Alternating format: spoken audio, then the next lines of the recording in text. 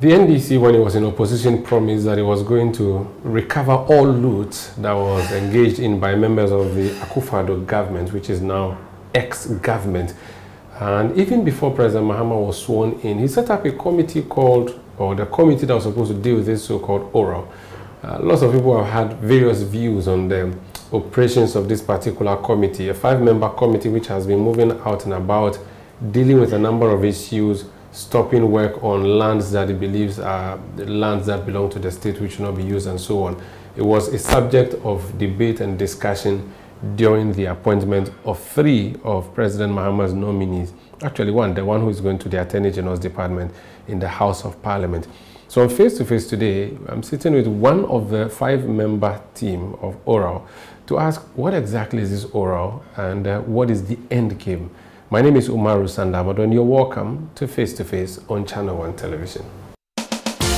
My guest today is someone I used to listen to when, and I'm sure if I say this, you'll say he feels so old, when I was in junior high school. He was frequently on interviews with someone who has been a great influence in my decision to be a journalist, James Ejene. My guest is Raymond. I think you were in the Chronicle before you went to set up the Enquirer, correct? Yes, I was actually at the Free Press. Oh, Free Press rather. Yes. And then that was the time when newspapers were what everybody went to get headlines. In the morning, people were in queue, and those of us who didn't have money would listen to the newspaper review in the morning to hear the newspaper headline. And Raymond, when he started the Enquirer, he was a thorn in the flesh of the Kufuor government, investigative journalist. You're welcome to Face. Thank you for having me. How are you doing? By God's grace, I'm fine. Do you miss journalism? Sometimes, yeah. When I read the news, sometimes. Why did you do only newspaper at the time? Why didn't you think of going into radio? I mean, what did you just do newspaper? Because I didn't have expertise in radio. So what happened to me is a very interesting story. When I left the School of Journalism, I was supposed to go on practical attachment. But then I had an accident, so I delayed. And then eventually I went to Free Press as my first spot. After 1 month, Free Press offered to hire me permanently. But I didn't like the conditions at the time. So I moved on to my favorite. At the time, everybody wanted to go to Chronicle. So I ended up at the Chronicle.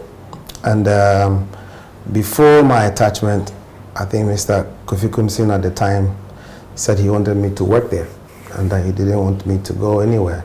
So I ended up staying at the Chronicle all throughout. So I never got the opportunity to do television. I never got the opportunity to do radio. I was just a hard-nosed print journalist. And I thought it was better to stay that way. So that's why I never really thought about it. So you were an investigative journalist with a face. What that means that you were not necessarily behaving the way Anas does. He conceals himself because he goes undercover. You've gone undercover too, but you didn't do, okay, you were not the guy who hid your face, did you? No, I guess. And you also wrote your name as your byline. You didn't use a pseudonym or any of those things? No. No. I just believe that, and that's me, I just believe that if you want to find something, you can find it. Going undercover and doing those things is one way, but developing the ability to be able to find things no matter what, for me was more important than going undercover. Maybe in 1 or 2 instances, undercover works to support most of the face-to-face work.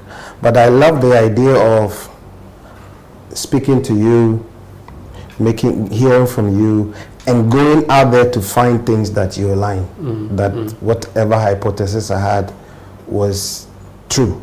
And I like that because many times, especially at that time, it was safe. Because if you look at my practice, never really lost a court case, because I think I'll give you the opportunity to be heard, but if there is evidence, I'll find it. I think that was how I saw investigative journalism. The peak of your journalism was in the Kufuor days. and this was just a few years after the repeal of the criminal libel law. But still, journalism was a bit tricky, dodgy, difficult, wasn't it? It's easier now or freer now, or you think it was okay then? Is it? Well, I mean, investigative journalism has always been the part that makes people uncomfortable. And it's not only public officials, private sector, you name it. It is that kind that really looks into things that people want to hide. And if someone is determined to hide something and you're determined to find it, there's obviously a clash of interest. And therefore, that naturally results in a conflict. That conflict could take many forms, but that obviously is a conflict. And so, for me, whichever way you look at investigative journalism, whether it is going on record or going undercover, there's always going to be conflict. And that conflict, depending on how the level of it, or depending on how people feel, may degenerate into something else. Our duty as journalists is to hold government to task, but this role sometimes is confused with the so-called opposition media. Now, I do not know if you're a card-bearing member of the NDC, but at the time you were doing journalism, NPP was in power. There were papers which were pro-NDC, like the Palava, right? The Radio Gold was offering you a platform where almost every morning I can guarantee that James Ejini Boateng would call you an interview about stories you were publishing. The Richard Anani saga, the Philip and John Kufuor, those so-called twins of Kufuor, the Giselle Yaxi and all those things. Would you say that journalism and political journalism was what you were doing at the time, or you believe you were doing professional journalism which is independent of political parties whatsoever? It's difficult for me to say what I was doing was this or that. But the truth is, usually, like you said, our responsibility is to hold government accountable, also to educate and entertain. But I majored in political reporting at the School of Journalism. So you will never hear me talking about sports. It was not my forte. Entertainment, I can barely dance. so I thought you would with your sneakers. I thought you could have as a guru. Well, you know, but I majored in political reporting. I was actually the best student on practical attachment in my year group, and Anas was my mate. We were all in that year group. Yes. So for me, my interest was basically political reporting. And what's interesting, what people don't recognize is I worked in the latter part of Jerry Rawlings. And I worked at the Chronicle that was very critical of Jerry Rawlings. Okay. And I remember they used to describe us at the Chronicle as gutter press. You remember that? Jerry Rawlings used to call us the gutter press. So you were at the time worse, and I'm using this to mean opposition attacking government, than Daily Guide became later on. Chronicle was way scathier. But Chronicle was very professional. And I think it pains me that sometimes people forget. Okay, Kofi Kumsin paved the way for a very pluralistic media today. And the good thing was that Chronicle gave you the freedom to explore. And unlike many media houses, also gave you the resources to thrive. And so, as for the labels, you're always going to get them, depending on what government is in power. But would you say that you were doing NDC bidding against Kufuor, for instance? All the allegations against him at the time, some may have been proven, some ended up being mere propaganda. The issue of the twins, for instance, Giselle Yaxi bringing those children at the airport. I remember Enemies of Truth, Friends of something, Alaji Baturi and all those people. I don't know if it was your story or not. No, it was. And then there was this special program you were doing, election period and into election night, election forensic, you called it on Radio So Road. you can say the Kufuor kickback stories. Kufuor kickback. All of those were true. I say cool. So that was your story. Yeah. So okay. It was the Enquirer story, I would say. So that one wasn't tested at any forum where you can say it was proven or disproven, but it appears, because Haruna Iseku left the government with all the fight, you could say that it possibly was a true story. It was not just we reporting, it was backed by evidence. Yeah. And so when people saw the evidence, I think they forced him to resign. For me, I thought our work was done. The statement had been made. And so if you look at my work, so I'll tell you, without having to say that I'm running my mouth, I was the first African journalist to win the global gold medal for the Lorenzo Natari Prize at the age of, I think, about 32, thereabout. First African, youngest ever, by the International Federation of Journalists. I was the gold medalist for the Lorenzo Natali Prize for Excellence in Journalism for Africa. I was a co-winner for Best West African Journalist. I was Best Investigative Journalist 2002-2003. So does propaganda get you that kind of recognition? I'll say no. You need to show merit. You need to show skill, especially because at that international stage, nobody knows NDC, nobody knows MPP, nobody knows Chronicle. It's just your work against journalists, top journalists from around the world. So I like to judge my professionalism from that so level. use that to So, but 20 years or almost 20 years on, is there any story you did at the time against the Kufuor government that you would say, no, this was politics, not journalism? Any story you remember? Any?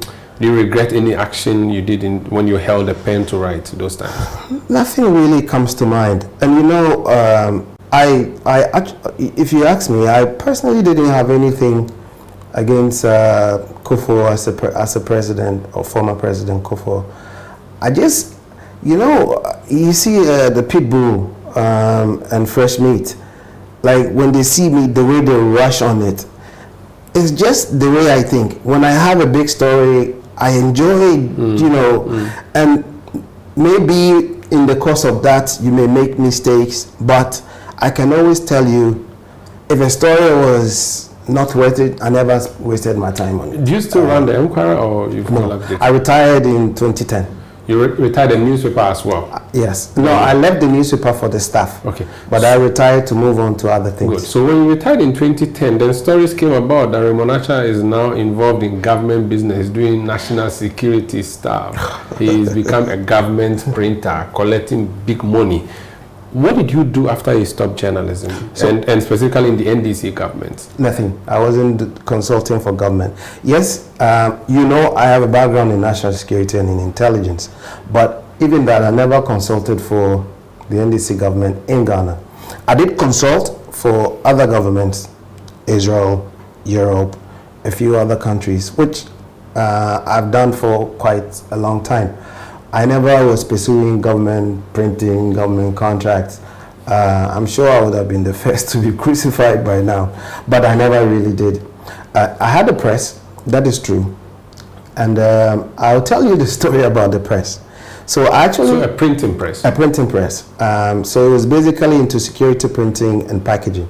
We were doing things for like scratch cards, it's not government business. Okay. We were doing pharmaceutical boxes, not government business. We were doing packaging for Diageo, the parent company of Guinness. So you see those luxury boxes like Johnny Walker, Black Label, those beautiful, high quality packaging. Those were the kind of stuff that we were doing. Printing government diaries, calendars, and those things. If there's a big event like 6th March or Independence, you don't do brochures and those things for government. No. You were. No. So the printer you had, or the printing press you had at the trade fair, why was it targeted then by the new government when they came? If you were truly just a private man doing your private business, why did they go after you? So I can only think about one thing, which I wish we don't go into, but I think it has more to do with my work as a consultant in Europe. I worked as a consultant for a very big global risk management company. And I had become a risk advisor to one of the key projects that was happening here in Ghana. And so I felt the way the business was targeted, that because I know a few things happened out there in Europe, and I felt that was the reason why the business was targeted. But that's something, because we are all under very terrible, strict contracts as international consultants. I feel that was the so that's why they were targeting you. It was not because of local politics. It's a combination of both. You know, you remember election forensics. I know that a lot of people never really forgave us for that. That program, since you've mentioned it, I mentioned earlier, but since you've mentioned it, it was a show you did in the evenings on Radio Gold. Yes. Was that the show that said dead bodies were transported from Yes. morgues for the elections of 2008? Yes. Many have described that as very reckless programming as journalists. But you know that a minister admitted that they made those comments. Those were not allegations. Those were recordings of people discussing what to do. It was not propaganda that heightened the 2008 elections. You go back in recent times, a minister admitted that they actually did have that meeting. And so for me, listen, if you are in my orbit, you know, if I decide to do something, I won't do it because it benefits A or B. I actually value my reputation. So you didn't benefit in the NDC Atamil's Mahama government? No, I never for any work you may have done. You're not giving any position, nothing. Not at all. Not looked for it. Never looked forward to it. Never asked for it. Okay. Before I came to do this interview with you, we received information that Raymond Archer has sent thugs to the trade fair to take over the place, and that you are indebted to the trade fair. I remember interviewing in 2017, 2018 when your printing press was demolished. Now there's a back and forth. I interviewed the CEO of Trade Fair who said that indeed you were indebted to the company. Today we are receiving information that you sent thugs there to go and take over the place. I'm putting this to you. What do you know about it, or what can you say about it? You see, even though I come from this media stock, you realize I hardly talk. I hardly talk because of the other training that I have to have restraint, to think through things. Over the past 3 weeks, 1 month since my name came up, I've had people at press conferences accuse me of bringing people's businesses down, and some of it are so ridiculous. I'll tell you one of it. Somebody held a press conference and said that a certain businessman is suffering because of me. But you go into the document, at that time, NDC was not even in government. If you want to link the fact that President Mahama put me on the oral committee, NDC was not even in government. You look at the document says that they had reached an agreement in 2020 for some sort of a payment plan that didn't work out. You go back and it says the most recent letter was in August 2024. Election had not even taken place. But then somebody is able to come together and say, oh, and then the decision to do it is taken by someone who is a very good friend of the person he is accusing. And yet, somebody is able to hold a press conference and say, Raymond Archer is probably behind this. Listen, I'm not that powerful. Okay. One thing. Okay. I'm not that powerful. And even if I was, I will use my power wisely. I am not a very vicious person. But, of course, I was trained in Israel. And you're trained to say that if you decide and it comes out of your mouth that you are going to do something, you must do it to the end. And for me, I have never even thought about this small assignment you're given. Okay, somebody's big vision. You are just a small part of it. And then you're going to use that to... I don't even have that power, to be honest with you. So you didn't send thugs to the trade fair? Listen, and I hear this a lot. Let me tell you, and I'm being honest, I don't have that kind of power to call tax. And first of all, to even associate me that I have some sort of a list of tax that I can send over to go to the trade fair. And so let me ask you, to go to the trade fair and do what? Take over. Take over what? I don't know. That's the communication. Yeah, but maybe you ask them, take over the trade fair and do what with it? Because you had interest, business interests there in the past. Listen, I lost over $10 million at the trade fair since 2020. My life has moved on. I never crumbled, never crashed. You had a fight with the management of trade fair? Do you have a fight with them? I don't have a fight with them. I just deplore the way they went about what they did. And I hate the fact that power is used to do these things. You know, I'll tell you a story. I remember during the NDC time when Gabi and Co will go on demonstrations, and I think you saw that famous photograph where I think somebody lashed him. I was not in government. I was a private person, but I still found the need to send him a message to say, look, this is really unfortunate. And I personally don't subscribe to this kind of violence in politics. And that was way before they came into office. I am not that kind of person. If it is trivial, if it is not important, I'm not interested. First of all, I don't even know any tax. I don't control any of them. I've never sent anybody to trade fair. I don't owe them a damn. In fact, if they want us to go into trade fair, and I hate to bring attention to myself. That's why all these things they say on media, I keep quiet. Okay? I keep quiet because this is not about me. The work I'm doing now is not about me. It's a very big project, and I'm just a small part of it.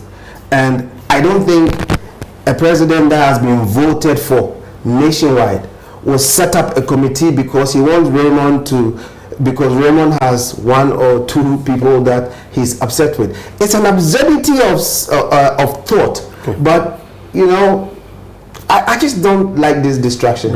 But I can tell you that all of that is false.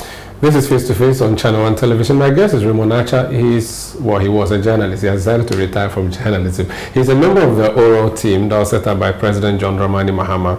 When we come back, I'll ask him to talk more about what they have done so far and what they intend to do. Please stay with us. You're welcome back. This is Face to Face on ChannelOne television. My name is Umaru, Sanda, and my guest is Raymond Acha. He's a member of the oral team. Let's talk about oral Operation Recover All Loot. It was something that the president, now when he was in opposition, promised, and it appears to be top on his agenda because he announced it even before he even announced his own spokesperson or anything. Talk to me about what your mandate is, what your term of reference as a committee is. No, I don't think he announced it before he announced his spokesperson. Okay. Because if you look at it... It would have been the same time. No, if you look at the statement, it was actually issued by the spokesperson. One day difference, 2 days difference, no, 3 days. It was first. So let's admit that no that problem. was first. Yes. Okay. I'm just trying to say that it was very early in the day, even before he was sworn in. Yes. So his priority. Yes. So listen, I think people misconstrue what President Mahama is trying to do. And because of politics, we even failed to give him the recognition that as an African president, making corruption front and center of a political campaign and winning that election and deciding that even after he has won, that this is still a priority. I think because of politics, we don't seem to recognize. If you look at what has happened over the past years, from the Afrobarometer report to the Corruption Perception Index, we all know where Ghana is at the moment. We also do know where we are as a people economically. And therefore, if anybody says that I'm going to recover loot, he's not saying that I'm going to seize people's properties. I'm going to recover loot. Properties that has been illegally, unlawfully appropriated to people, back to the government, not to himself. People still sit down and say, what are you trying to do? The beauty is that There are a lot of people that are looking forward to it. Our terms of reference is very simple. So when you win to be president, when you win an election, you're president-elect. There's a law now that actually defines how you transition from being an elected leader to take over from an outgoing government. It's called the Transition Bill. The Transition Bill now... Transition Act. The Transition Act. The Transition Act now guides how this exchange of information, and that's basically what it is. The outgoing government is exchanging information with the incoming government. That is what happens at the transition. But there is no role for the public on whose behalf all this government and everything will take place to participate in that process. So President Mahama says, my ideas of oral will also have to transition into government. Therefore, I need to make preparations towards that. And I also admit that whatever that has happened, the people who know about it are the general public. So therefore, I'm going to build an interface between my team and the general public so that we can gather information and transition that into government. So this oral team is to interface with the public, to gather information about what the public have already voted for the president about, that he will have enough information and ideas on how all of this transitions into government. Simple. So you are the confessor for the government, or you are the confession box for the public to come and say, I know about this, I'm coming to tell. You are the concern collectors. Something more serious. And is why I take this work very seriously. So I will tell you, from my experience, both in Ghana and internationally, when you chase public offices for corruption, chances are you'll find that money in the private sector. Okay? They say in intelligence and in criminology that a criminal is at least above average intelligence. So if a public officer decides to commit a crime, at least credit him with average intelligence, that he's not going to take money and put it in his bank account. He's going to build a structure through which he can achieve his aim. Most of that structure tends to be the private business structures that exist or are created. And the private business structures are in the bosom of the public. You can never fight corruption if the public is not in support, because you will not get anything. And I remember when I used to write, I had one principle, which is this investigation that I'm doing, this story that I'm trying to write, there's somebody who knows everything. He was there, he participated, he saw it, or he has all the information. I do not try to impress the reader because he knows nothing. What I tried, the target I set for myself, is to impress that person that has all that information. That he says, gee, this guy has come close. That is a target I set for myself. All the information that you need is in the public domain. But what if the public don't like, or a member of the public does not like politician A and runs to you, the oral team, and says, hey, watch, this guy has done A, B, C, D. That becomes a problem, and that's what people are worried about. Not at all. What did the terms of reference say? Interface with the public, collect information, and prepare the grounds. Basically, prepare for a transition into government of what you're looking at, what the public thinks, what the public know. Okay? So for example, so I'll tell you something, which is a thing I think is a commonsensical explanation of this. So, like I tell you, I'm not like the kind of person you can throw any information to me and then I run with it and write a report and all of that. I'm not interested in that. And President Mahama is not interested in that. Before I come to that, let me tell you one thing. A lot of people think President Mahama came up with this idea in 2024 when he was running for office. President Mahama had this idea way back in 2019. He's been working on this project. He knows a lot. He's been doing so much work in this space that after 2020 went the way it went, he believed in it so much that it now became officially part of his campaign. If people try to trivialize this, they should look forward to something very serious. When they ask you what a legal mandate is, what would you say to that? I mean, I've just explained to you. The man. So you're not backed by law. Listen, and over the days. Let me tell you something. I don't need the law. I, as a citizen, and you as a citizen, you don't need the law to come and complain that I have seen corruption take place here. Do I need the law? No. Okay? A member of parliament, look at some of the MPs who are talking so loud. A member of parliament voted for by a small constituency, makes them promises that if he wins, he will do A, B, C, D. He comes to parliament and tries to do what he promised the people that he will do. And that member of parliament says, a man who has been voted for by the entire nation cannot make promises and take steps to ensure that the promises that he has made, he will redeem. What is legal? Is it keeping quiet? Okay, the public, everybody keep your mouth shut. And let's keep quiet over what has happened. That's legal? Or you encourage the citizens. National Security has this program. See something, say something. Is that illegal? What is that? How different is that from a president who has been elected that says, you have seen something, say something? How do you deal with excesses? No, let me tell you about the other question you asked me, which is, how do you go about it? In my mind, I have 3 levels.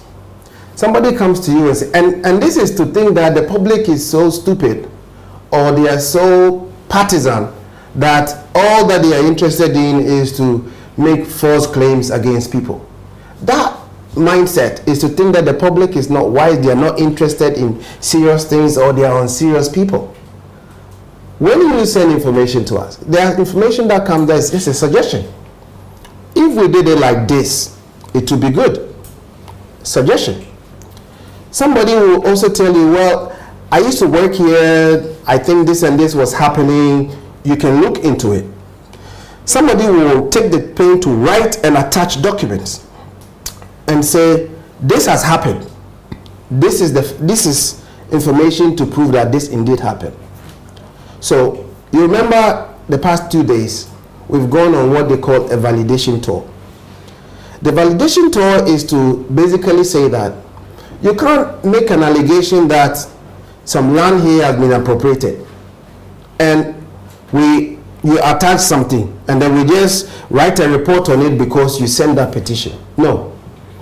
At least there's a preliminary validation that, in fact, that land even exists. You'll be surprised that somebody can write to you. When I used to be a journalist, I've had situations where people can actually even concoct stories and give to you.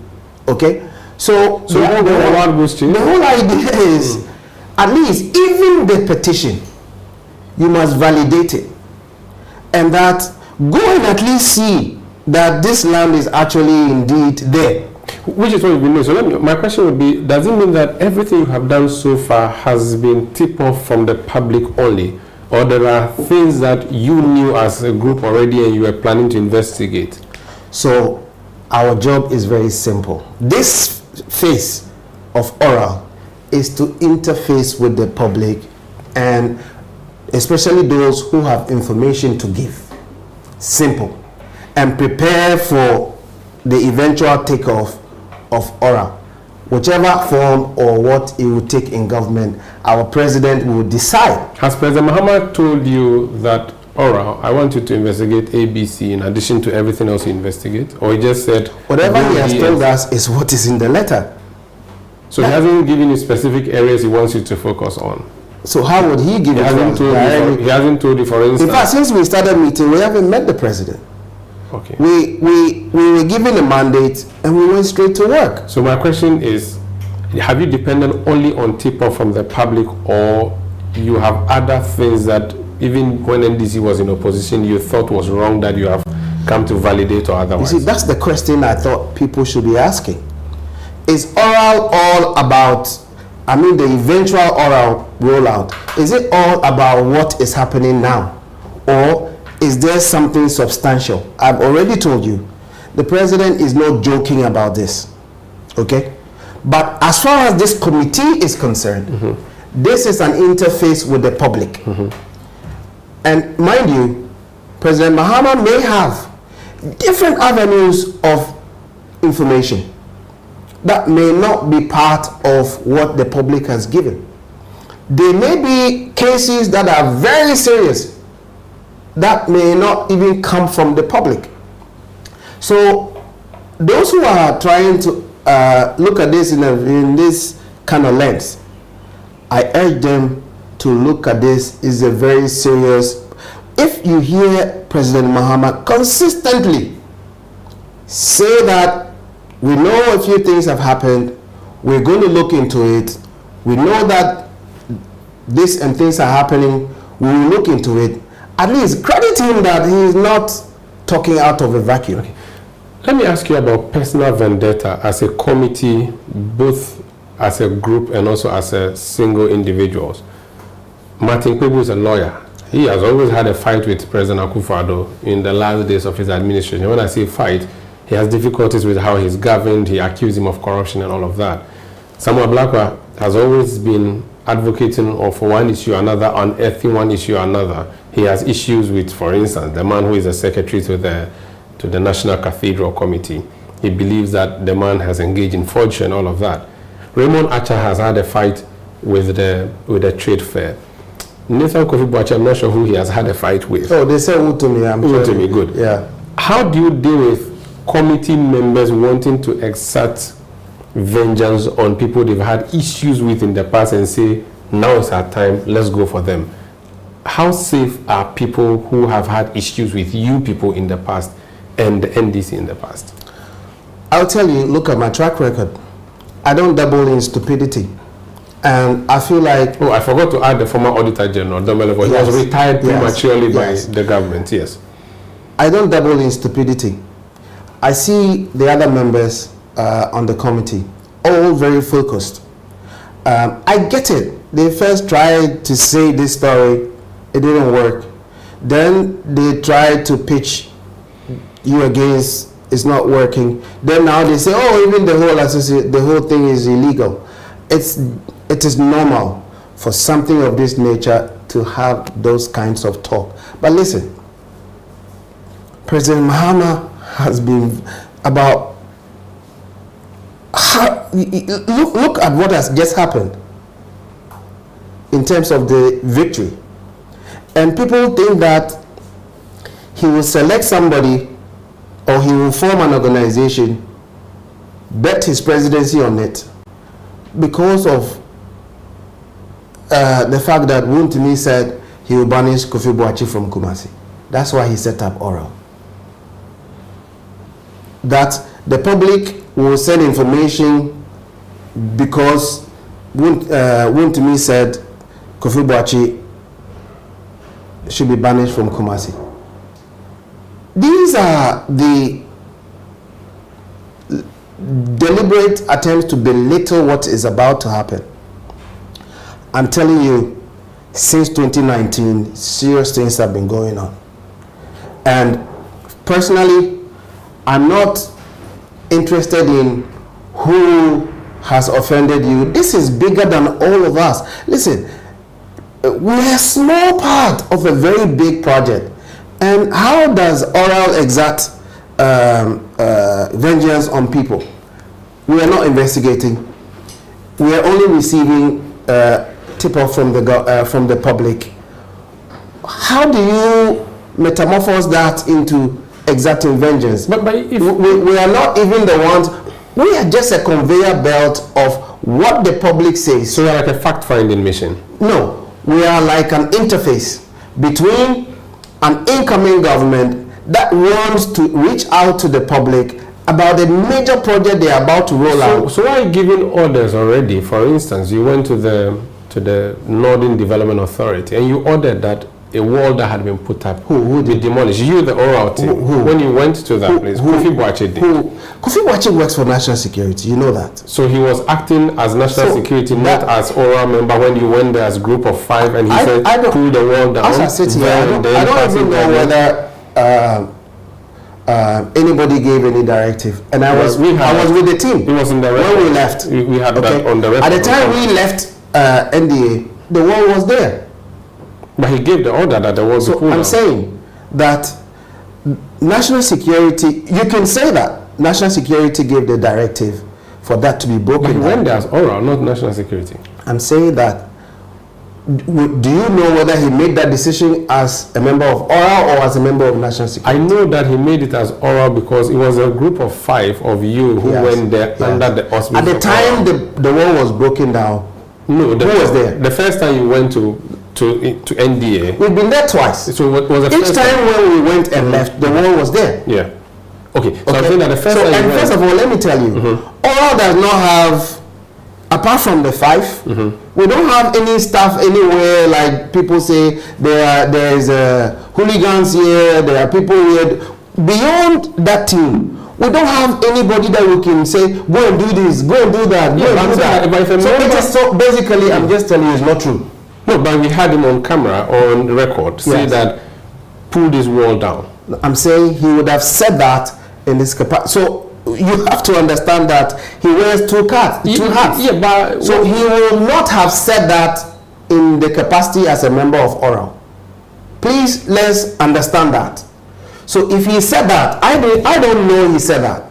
And if you have it on record, you said that, you can ask him. Okay. So I'm just telling you that as oral, we have not ordered for any wall to be broken. Let's talk more about your modus operandi. Do you order a freeze on operations when you get to a site? So for instance, the wall, would you have, if you met Masons building it, do you have the power to say to them, stop? If you went to a land that you thought was being encroached, did you have the order to say, stop encroaching? Did you have any order or you just, okay, this was happening? You got to write it down. If you go to, I think, agric mechanization. Yes. At the time we went there was military there already. Yes. Did we send them there? No. Why was the military there?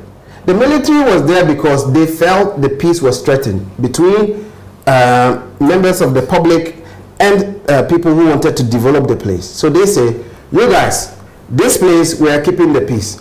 We had nothing to do with it. Even when we went to agric mechanization, we needed to speak to the military in order to have access. So you have not ordered the halting of any So for example, if we get to a place where we feel that there's the tendency for the breach or anything to happen, we can report to national security.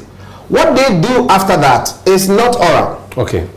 I guess it's as simple as that. Let me take a break. This is FaceToFace on ChannelOne TV. When we come back, so what happens? Gathering the information, where are they taking it to? Give it to the AG to prosecute, or they themselves, the committee would constitute themselves into a panel, investigate, prosecute? I don't know. I'll ask him about that. And when is the oral terminating? Is it something that's going to run alongside the Attorney General for the next 4 years? Is it going to be a special office like the Office of Special Prosecutor? What's going to happen to that? I'll ask him when we come back. Please stay. You're welcome back. This is FaceToFace on ChannelOne TV. My guest is Raymond. He's a member of Oral. Now, I was talking to you earlier about a member of your committee and what he may have said. Let's talk about another member of a committee, Martin Kwebu, speaking about Nana Tobra-Kweku of the BNI. Now they changed the name, NIB, one of those things. He has come out to say it's not true. What is the fact around that story? Do you have a written letter from him saying, I am quitting, or your video of him leaving his house? Why did you conclude as a committee to say that he has agreed to hand over something he said he has not? So first of all, you see, I told you earlier that I'm experienced enough not to be talking because those things have the tendency to derail stuff.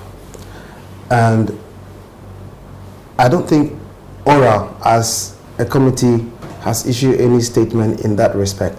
Insofar as you're asking me, Kufuor may have said this. You haven't spoken to him.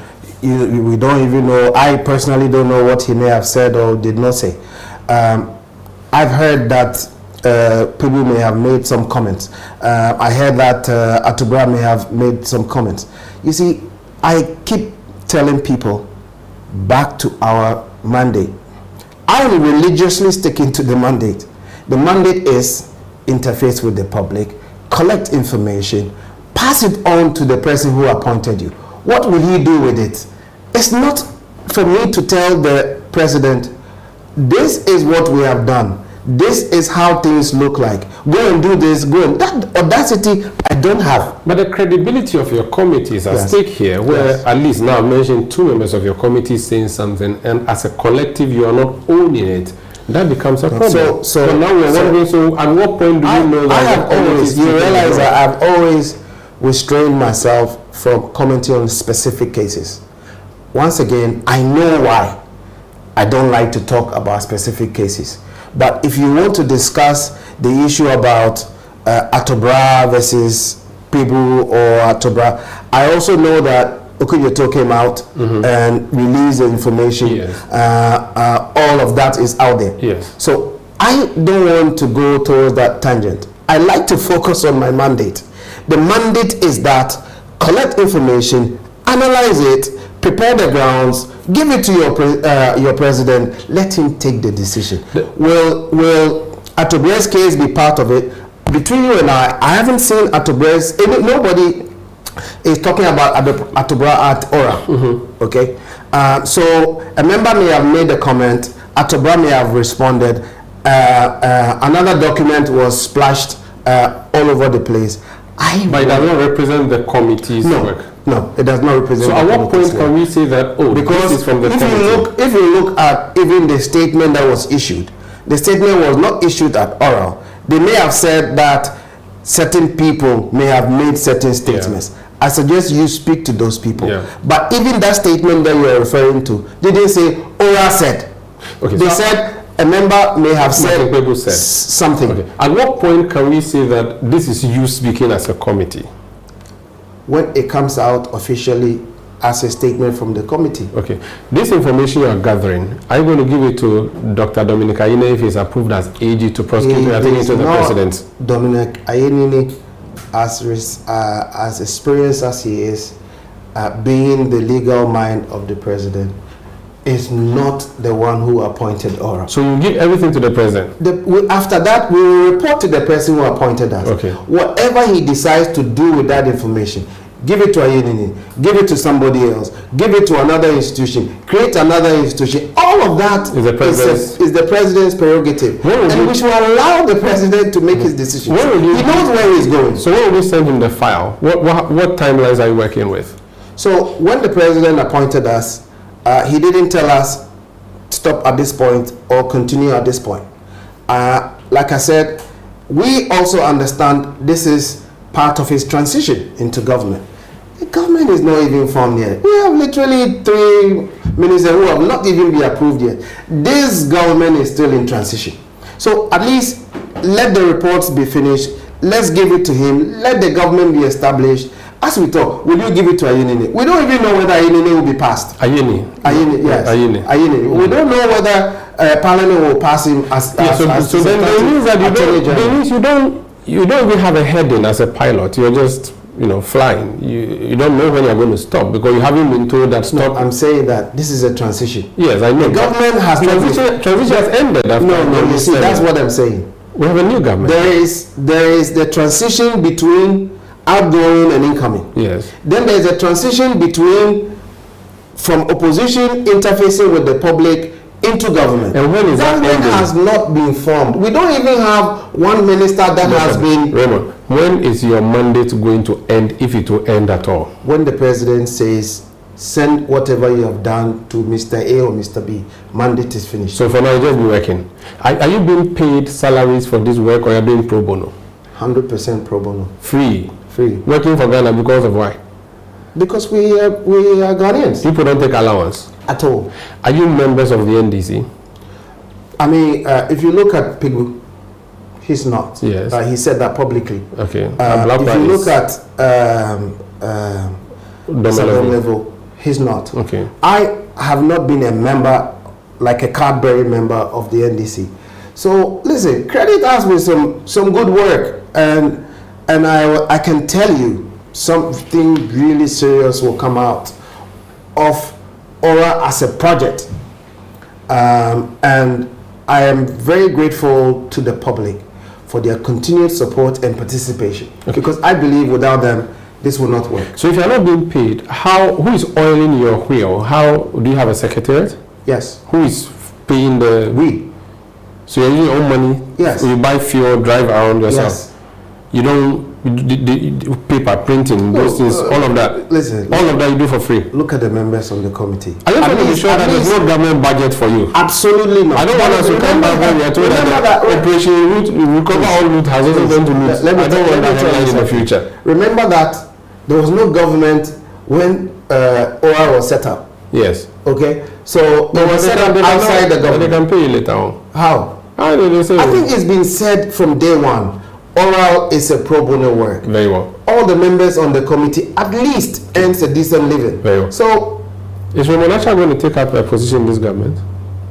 When we get there, we'll cross it. Have you been offered anything yet? When we get there, we'll cross it. What do you think journalism or journalists should do in holding this government's feet to the fire? And what's your verdict? And this is our conclusion.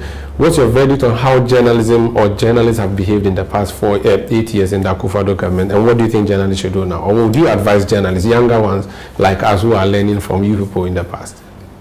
You have been a journalist in the past 8 years. Maybe you would have been the best person to answer that question. You have been observing from outside. So I'll leave that question for you to answer. You have been an observer from outside. The other thing about how should journalists behave in the next 4 years? You see, everything comes down to credibility. If you haven't developed the credibility to hold government accountable, it's difficult for people to believe that all of a sudden you are. So consistency is important. The other thing is, so if the president himself is holding the previous government accountable. Therefore, it goes without saying that, like I told you from the beginning, every criminal is above average intelligence. You know that once they are holding people accountable for these same things, you better be careful. The president has said, if you go and do something, they're coming after you. He didn't say that the previous government or the current government. If you go and misbehave and they're coming after you, don't call me. If the based on the first thing you said, if I were a reporter for you, Enquirer, and I brought a headline that said Raymond Archer says, if you're a journalist who slept in the past 8 years, don't wake up now, would that be a fair headline? If you're a journalist who was asleep for the past 8 years, please don't wake up now. See, for me, if you ask me my honest opinion, I'll say that accountability is accountability. Doesn't matter when. Keep doing what you do. And I was telling you within the context of credibility, because that's also very important. Very well. If you've been sleeping all of a sudden, all this while, and all of a sudden you wake up, the public is like, where have you been? That does not mean that your right to hold government accountable is taken away from you. Raymond Archer, member Oral Team, thank you for joining us on FaceToFace. Thank you for having me. Thank you so much for speaking to us. So that's Raymond Archer, member of the Oral Team. My name is Umaru Sanda. Amadu. This has been FaceToFace on Channel One Television. Please stay with us.